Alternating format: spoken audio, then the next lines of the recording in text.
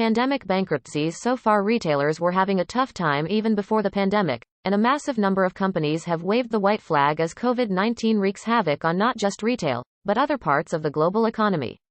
Here are some of the most prominent companies to file for bankruptcy since mid-March of 2020, including the newest victim, a casual dining chain specializing in comforting Cajun cuisine.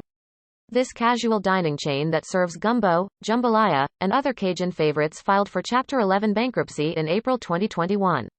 It cited significant revenue losses stemming from the pandemic, and says some restaurants are likely to close for good.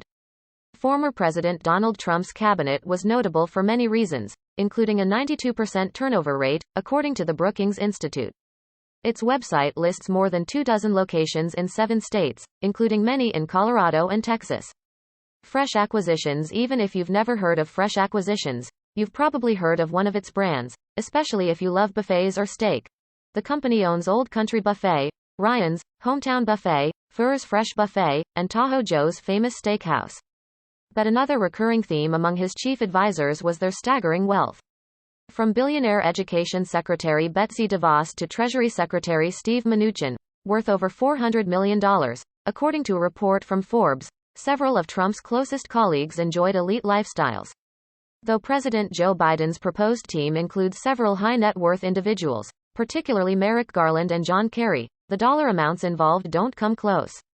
See how rich this new crew of cabinet picks is to get an idea for how they may approach financial policies in the coming years, should all their appointments go through.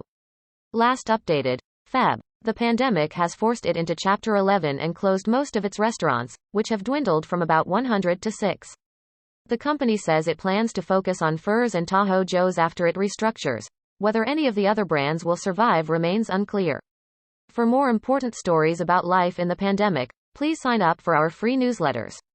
Alamo Drafthouse. This notable dine-in movie chain, where fans got to guzzle beer and nosh on burgers while taking in the latest blockbuster, filed for bankruptcy in March. 3 of Alamo's 40 theaters will shut down as part of its Chapter 11 restructuring, and the new owners say more closures are possible. Competitor Studio Movie Grill also filed for bankruptcy in October 2020, while mega chain AMC Theaters recently received nearly $1 billion from investors to beat back bankruptcy. PaperSource. The third major stationery chain to declare bankruptcy in a little over a year, PaperSource filed for Chapter 11 in March and closed at least 11 of its nearly 160 stores. The company grew rapidly in recent years, but pandemic-related closures kept stores dark last year during big holidays like Easter and Mother's Day. 2021. A rival chain, the Paper Store, filed for bankruptcy over the summer, and mall staple Papyrus liquidated and closed all of its stores in early 2020. Belk. One of the South's most prominent department store chains, Belk joined several of its struggling competitors with a Chapter 11 filing in January. The company quickly shed $450 million in debt and kept stores open while it restructured. It cut several corporate jobs in 2020, after temporary pandemic-related closings affected at least half of its roughly 300 locations. Cece's germaphobes steered clear of buffets even before the pandemic, making the struggles of restaurants such as Cece's one of the least surprising impacts of COVID-19. The all-you-can-eat pizza chain, which has nearly 320 locations across the country, filed for Chapter 11 bankruptcy at the end of January and said the company will be sold to its main creditor, D&G Investors. Christopher & Banks. This women's clothing chain filed for bankruptcy in mid-January, saying it's likely to close a significant portion, if not all, of its 449 stores, most of which are in malls across the country. Executives said COVID-19 is to blame for a huge drop in sales. The company is looking to sell its e-commerce business, but in-store liquidation sales are likely to begin soon. This buzzy chain aimed to entertain patrons, not just feed them, with everything from mini golf, bowling, and shuffleboard to accompany a made-from-scratch menu. Unsurprisingly, the entertainment company has struggled since the pandemic pushed dine-in business off a cliff, and it filed for Chapter 11 just a few days before Christmas. Francesca's. This apparel chain aimed at young women sought Chapter 11 bankruptcy protection in December 2020, and has said it will close about 240 of its 700 stores. Like many mall-based retailers, it had already been trying to boost sagging sales before the pandemic forced many of its stores to shut down temporarily, and foot traffic continued to lag even after they reopened. Guitar Center. This strip mall staple for musicians of all stripes, the biggest seller of instruments in the United States, filed for Chapter 11 bankruptcy in late November 2020 after a tumultuous year. Pandemic-related store closings and increasing competition from other online instrument sellers put the chain in a cash crunch, analysts say. While Guitar Center tried to stop the bleeding with online music lessons, that wasn't enough to combat falling sales. Norwegian Air was already struggling before the pandemic, and several of its subsidiaries had already filed for bankruptcy. But it joined them officially in November 2020, filing for what amounts to a Chapter 11 equivalent in Ireland, and then the same in Norway in December. The low-fare carrier says it will operate normally while trying to restructure, although its routes have been limited by COVID-19. Friendlies, best known for its tempting menu of fribble milkshakes and kid-friendly sundaes, Friendlies filed for bankruptcy in November 2020, its second filing in a decade. The chain of family restaurants last filed in 2011, shrinking from more than 400 restaurants at that time to 130 locations today. The company blamed COVID-19 for crushing its primarily dine-in business, but said most of its restaurants will remain open. Cbl Properties' many mall-based retailers went bankrupt in 2020, so it makes sense that their landlords would start to follow. Cbl Properties, one of the nation's most prominent mall owners, filed for Chapter 11 in early November, on the heels of tenants including Jcpenney and Ascena Retail Group, owner of Ann Taylor and Lane Bryant. CBL owns more than 100 properties in 26 states, but said it expects malls to continue to operate normally while it restructures. Dinner and a movie are the classic night out, except, of course, during a global pandemic. Studio Movie Grill, a restaurant and theater chain, filed for Chapter 11 bankruptcy in October 2020 and drained almost all its cash reserves.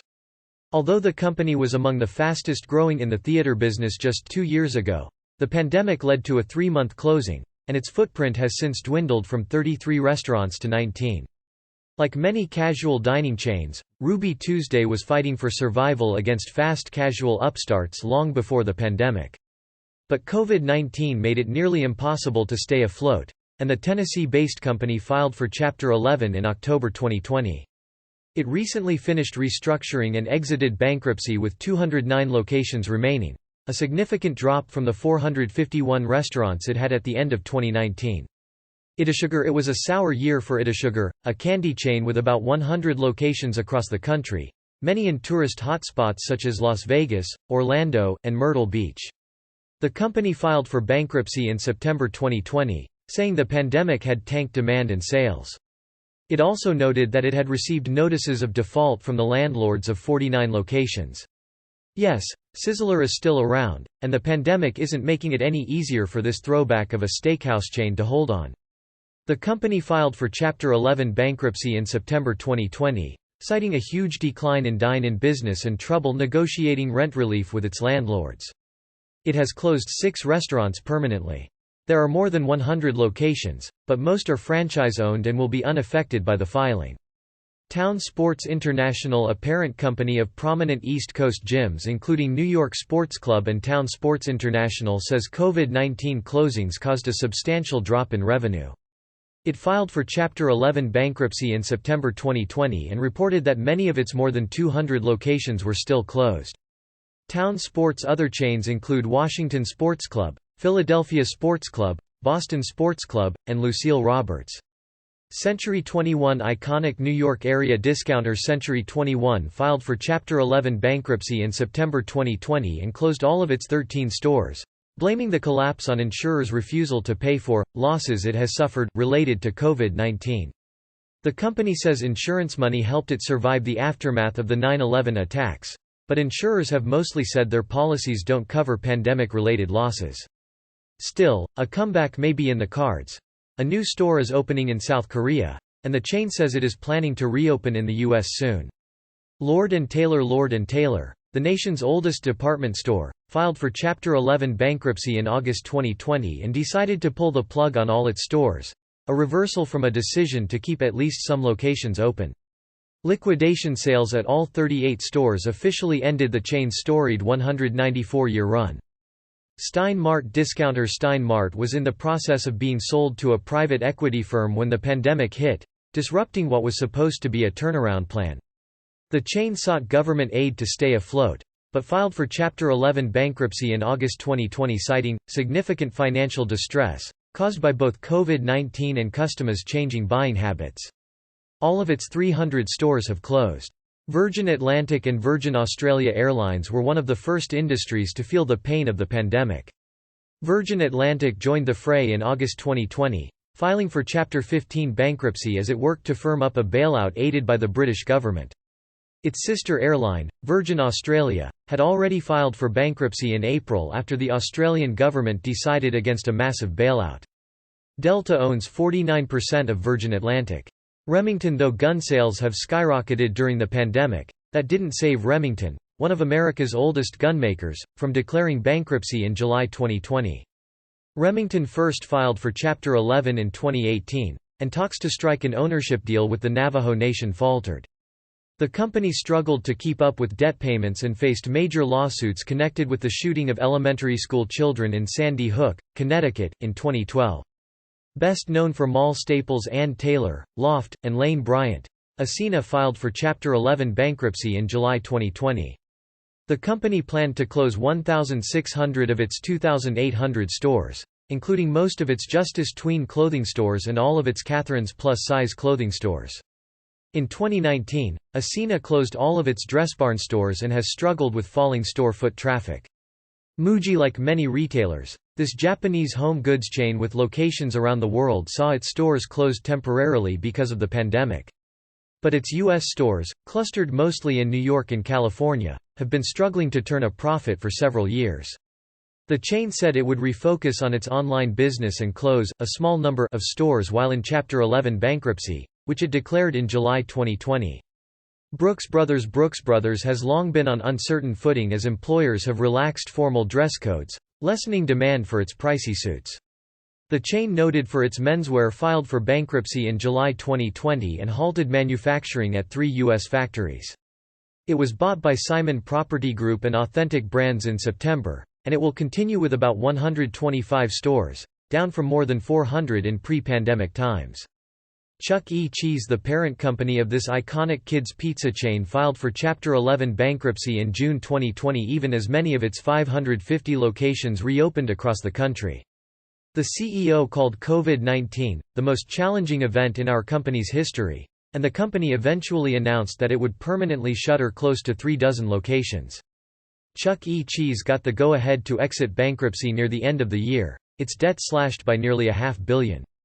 Jcpenney had been on retail analysts' watch list for a while when it finally filed for Chapter 11 bankruptcy in May 2020. The beleaguered department store chain said the pandemic had torpedoed ongoing efforts to bolster its finances.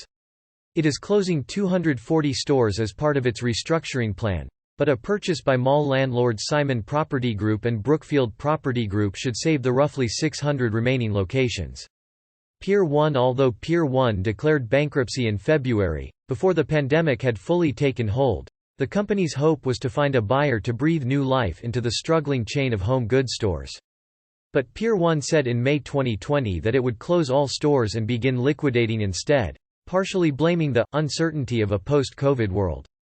J.Crew preppy apparel stalwart J.Crew has been in trouble for years, a victim of lower mall foot traffic and the shift to online shopping even as its Madewell brand found a following. It filed for Chapter 11 protection in May 2020, but experts say that probably would have happened regardless of the pandemic.